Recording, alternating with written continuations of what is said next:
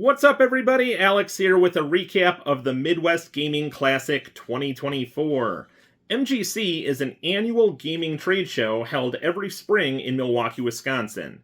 The show started way back in 2001 as a tiny Atari Jaguar convention called JagFest, but it's now become the biggest gaming convention in the entire Midwest. The show features a gaming museum with hundreds of game consoles, arcade games, and pinball machines, various panels and special events, celebrity guests, and an absolutely enormous vendor hall. Let's check out some footage from the show.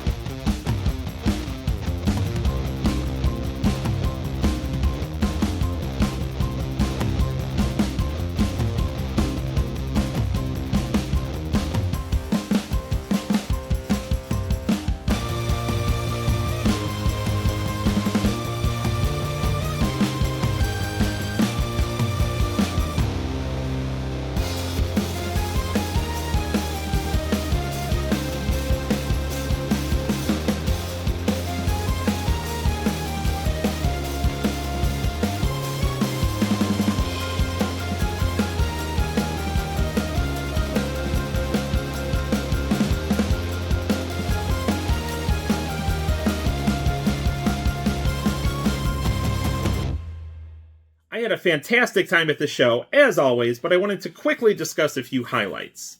First off, I got to meet Retro Rick.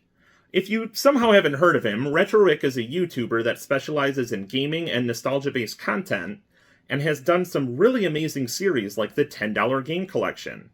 I honestly had no idea he was even going to be at the show. I just happened to bump into him in the vendor hall. I stupidly didn't think to ask to take a picture together, but he was busy filming his own content, so I'm glad I even got the chance to chat with him for a bit. If you haven't seen any of his stuff yet, I will drop a link in the description below. Be sure to check it out. And Rick, if you are somehow watching this, it was great to meet you, and I hope to see you at a future show. Another highlight of this year's show is an absolutely amazing new arcade game called Godzilla Kaiju Wars VR. This game is absolutely incredible. I unfortunately had no way of filming myself playing the game, but here's some footage of the game in action.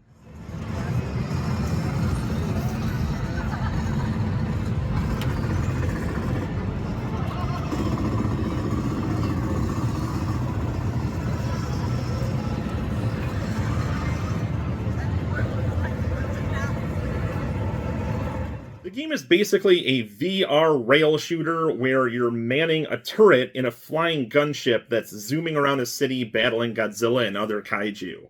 If you are a Godzilla fan, you've definitely got to check this out. It is awesome. And finally, my favorite part of every year's show, the vendor hall. This year's vendor hall was absolutely enormous. As you saw in the video, it's nearly twice as big as last year's show. There was a huge selection of merchandise available, but unfortunately a lot of stuff has become very expensive and well out of my price range, so I tried to focus on cheaper or more unique stuff whenever I go to the show. Now, I have a lot of pickups to show you, but before we get to those, let me show you some free stuff we got at the show. So, my friend and I have been going to MGC for about a decade now, and every year we spring for the VIG pass, which stands for Very Important Gamer. So it's essentially a 3-day ticket. It gives you all access Friday night, all day Saturday, and all day Sunday, but there's a few additional benefits. It lets you enter the vendor hall a full hour early on Saturday morning, plus you get to go to the after party on Saturday evening. And then also Friday night is limited to VIG and Friday night ticket holders, so the gaming museum is a lot more fun because there's no crowds to deal with. And we also got a MGC pin, as well as a homebrew NES game. So it's an actual NES cartridge. And this year's game is called Krabby Attack. So in addition to the MGC stuff, Nintendo was at this year's show, and they had a booth set up where they were constantly putting out buckets of free merchandise. So I got some pretty cool stuff. We went by a few times, and they seem to have something new every time. So first off, got a couple little sticker packs. Got a few character patches. These are actual fabric patches that stick on, so it's Mario and Luigi, Bowser and Peach. Some character cards, and what is this? Marvel Ultimate Alliance 3 metal keychain, some Nintendo erasers, a Pikmin field guide, a Nintendo Switch activity book, some Kirby stickers, some Princess Peach stickers, a Nintendo guide. It's basically all the games that are out at the moment. A stationery set, a pair of sunglasses, and a very nice reusable Nintendo Switch bag. Again, all of this was free $99. Okay, and then as for the actual pickups, the vendor hall is not open on Friday night, but there's always a handful of people in the gaming museum that have merchandise available for sale. I'm not sure if they get special permission or what, but I've managed to get some cool stuff there the last couple of years, and this year was no exception. The first thing I got was an action figure I've wanted for years. It's Dr. Stephen Hawking as seen in The Simpsons. So this is a figure from the World of Springfield line from Playmates Toys. But I never was able to pick up this figure, and they had it tagged at $30, which is pretty average, but the guy gave it to me for $20. So I could not pass that up. And then at another booth in the gaming museum, there was a table selling old game manuals and inserts. So I picked up the manual for Top Gear Pocket for Game Boy Color, the manual for Revenge of the Gator, one of my all-time favorite pinball games for the original Game Boy, as well as a little Nintendo trivia book I'd never seen before. This was just $1, and it turns out it was a promotional thing during the Game Boy Advance era. It just has lots of little trivia questions about Game Boy Advance games. And speaking of Game Boy Advance, at one final table in the Gaming Museum, there was a booth selling Game Boy Advance shells. So these are just empty shells. There's no electronics inside whatsoever. But I decided to grab 3 different colors I didn't already have. So I got a translucent pink, gold, as well as orange. And I believe I got all 3 for $10. So I figured maybe I could mod them or get like the upgraded screens at some point. It'd be kind of cool. Okay, and then Saturday, when the vendor hall finally opened at 9 a.m. for us VIG members, I really didn't know where to go, so I just kind of went to one end and grabbed what I found. And at the first booth, I found some very cool little Pokemon figures. Hopefully you can see these. They are very tiny. But I found Meryl, my favorite Pokemon, Lugia, one of my other top 3 favorites, as well as a Porygon, who I'd say is probably in my top 5. But these were 3 for $2, and then that same vendor had a bin full of toys that were $1 each, so I got a Force Ghost Obi-Wan from Star Wars, as well as a very bizarre Donkey Kong monster truck. $1 each. Thought those were pretty cool. And shortly after that, I found the booth that I hunt for every single year. The booth with the dollar bins. And I finally thought to take a picture of the name of the booth. So I will throw that up right here. And if you go to MGC next year, that booth is back the way you came. That's my booth. You stay away. Anyway, the dollar bins were very good to me this year. Let me show you what I found. First off, got 2 giant bags full of Game Boy Advance and DS storage cases. $1 each. Got a broken Link's Awakening amiibo, but it is a very clean break and will be extremely easy to glue back together. So, not bad for $1. Got a very cool clip-on attachment for an NES controller. It says it's called a super controller and basically changes the D-pad into a little joystick. Got this. I have no idea if this works or what's on it, but it's one of those little clone systems that probably has like 200 games or whatever in the style of a Game Boy for $1. I thought it might be fun. Got a broken original Nintendo DS. You can see the hinges are all beat to hell here. But I was thinking maybe I can salvage the bottom half and make a Game Boy Macro. Either way, for $1, thought it was kind of cool. It even has a metal stylus, which that alone is worth more than $1, I would say.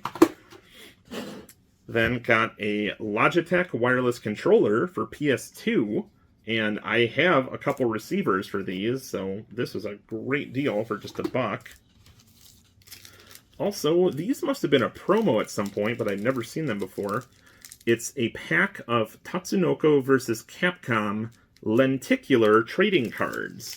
And all 8 of them were in there. So very, very cool. I was a big fan of this game, and I love lenticular stuff, so this was a great find for just $1. Then moving on, I got a Game Shark disc. I believe this is for, I want to say PS2, because it's a blue back disc. So I think that might be one of the early PS2 versions. Also found, oddly enough, a European PlayStation game called Gun Gauge. And I wasn't 100% sure about this, but I was like, for $1, I'll grab it. And it turns out it's a game I've had on my wish list for years that never came out in America. So awesome to get that for $1. And speaking of PlayStation, found Thrill Kill. So it's a reproduction, of course. This is a game that was never officially released. It was canceled during development because it was deemed too violent. But I've always wanted to check this out and got a pretty nice, like, real-looking copy of it for $1. Also got a wireless controller for the NES Classic. It's a Gamepad Classic. Brand new in box for $1. Got a Star Wars Battlefront Steelbook with some very cool artwork, both inside and out. Again for $1. Got a copy of Plants vs. Zombies, the Game of the Year edition for PC. Got a pair of Super Nintendo branded storage cases. Got a random issue of Electronic Gaming Monthly, number 87, but it's in very good shape for just $1. Then, this is the really cool stuff. I got 2 Warp Pipe Amiibo stands, and these are the authentic branded ones. I'm sure you can't see in the video there. But these, I think these sell for about $20 each, and I got them for $1 each. And then probably the craziest find this year is a Game Shark for Game Boy. So, of course, the label is ripped off, but it says on the back this is version 3.1. And just out of curiosity, I looked this up on eBay, and they are selling for a lot. And I got this for $1. Outstanding. Again, that's probably my favorite booth of the show, so I will definitely be going back to their booth next year and every following year that they come to the show. All right, moving on. There was a booth that sells a lot of accessories, and they'll have like boxes for game consoles or controllers, that sort of thing. And I noticed they had just the box for the Bowser Wii remote. Now, there were a few different Mario-themed Wii remotes released back in the Wii U era, and I got every single one of them except Bowser, because I believe this was a GameStop exclusive. And complete in box ones sell for obscene amounts, but I figured I could get the box and then find the remote later. So I was able to do the box, as well as 4 light gun controllers. I got a Naki PS1 gun that looks to be basically a ripoff of the Konami Justifier. I got a Super Cobra, again for PlayStation. Got the Nerf N-Strike gun for Wii, so you put an actual Wii remote in there, and it's got this kind of fun little sight. I have the game, but never had the gun attachment. And then also this one is called a Duo Shot, so of course I have the Perfect Shot that holds a Wii remote, but this one is interesting because if you notice it has 2 triggers, so it'll trigger both the B and A buttons, which is nice for some games that require to use both buttons. But anyway, got all 4 light guns and the box for $20. Not bad. Alright, moving on. Came across a booth that had a lot of really cool old Japanese toys and things like that. And the first thing I spot is a Meryl plush. This thing is adorable. It's a little beanbag plush. And I believe, yeah, it's an authentic Japanese Eugene plush. Not sure if there was a year on there. No.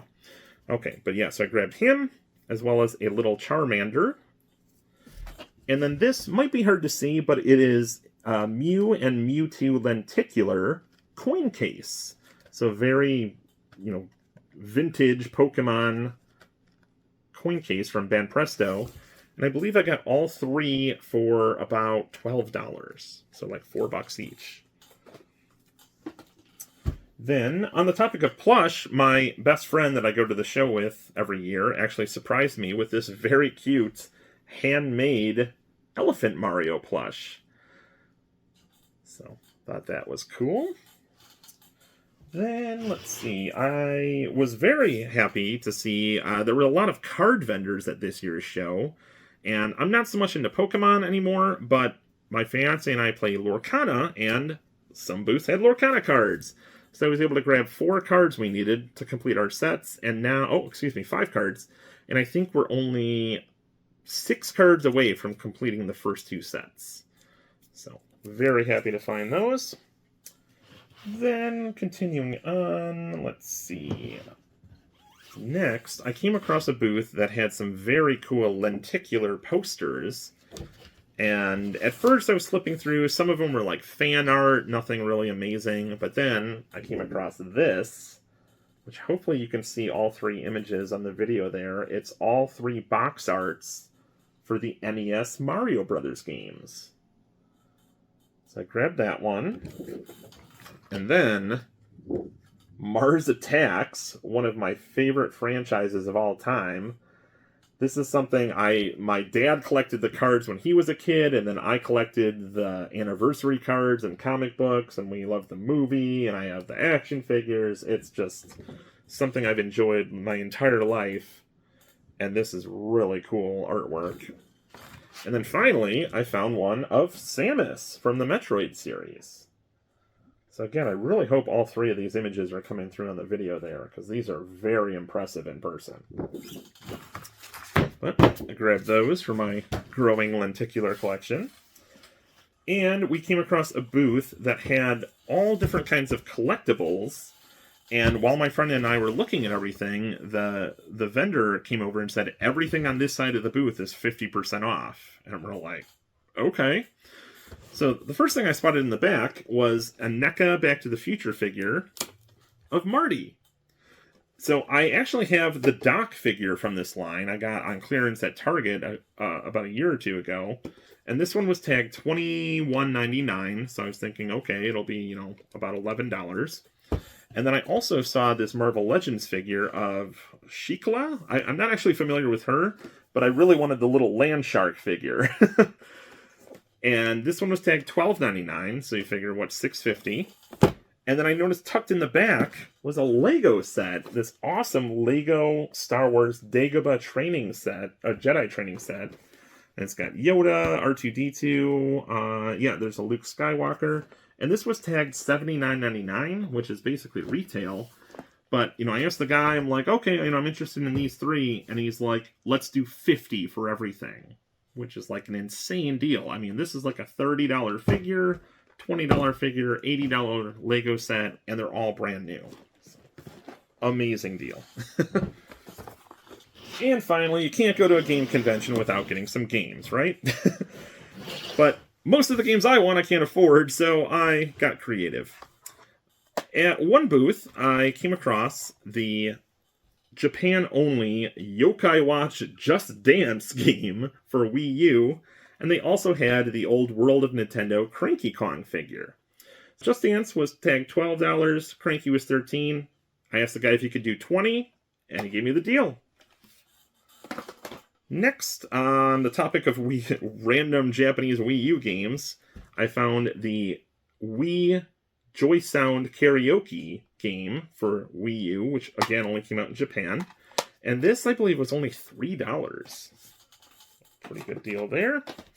And then I got a couple Wii games I was interested in. I found Real Fishing Angler's Dream for just $5. I really enjoy fishing games, and I've been casually collecting them on basically every platform. So, another one off the list. And then, yet another one, I got the Outdoor Action Double Pack. So this includes the Remington Great American Bird Hunt, as well as Shimano Extreme Fishing. Now, they had it tagged 14, and they gave it to me for 12. So, not bad. And then finally, on Sunday, I decided to pick up a handful more things. So I got... This is called a Pokemon Treta chip. So it worked. There was an arcade game in Japan that used these, and I also have a 3DS game that uses these. And I was hoping to find a Meryl, but got my second favorite. I got a Scyther, and that was just $1. And then I found a few more Japanese games that I've been looking for. I found a Japan-exclusive Yokai Watch game, and that was tagged $12, and also the only Nintendogs that didn't come to America, Shiba Inu and Friends, also tagged $12, but I got both for $20. And then at that same booth, I noticed in their bargain bin, they had the Nintendo DS browser for DS Lite with both cartridges for $1. So I had to grab that. And then my final pickup of the show was actually back at the Gaming Museum from the booth where I got the Stephen Hawking figure. I noticed on Friday night they had this very cool Zelda Triforce light tagged $20, which I was like, that's a little more than I want to pay. So I asked the guy if he'd take 10, and he did it. So $10. And this thing does work, and it actually projects the Triforce image on the wall as well. So very cool. So there you have it. Some very cool pickups. Nothing too mind-blowing. Again, most of the games I want I can't afford, but got some very cool stuff, a nice variety, some pretty unique things that you don't normally come across. But anyway, let me know your thoughts in the comments. Were any of you also at the show, or do you plan to go in the future? Have you been to other gaming conventions that you recommend? Let me know. If you enjoyed the video, please be sure to check out some of my other videos, and then subscribe so you don't miss any future ones. Thank you so much for watching, and I hope to see you again.